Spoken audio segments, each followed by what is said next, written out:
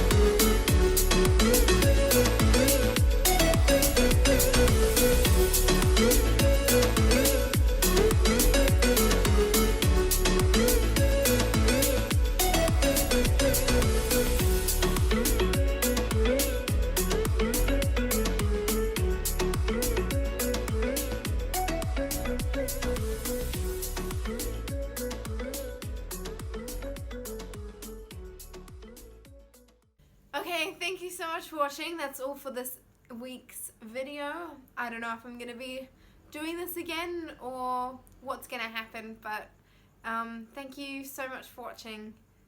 Have a great evening or day or whatever. Goodbye.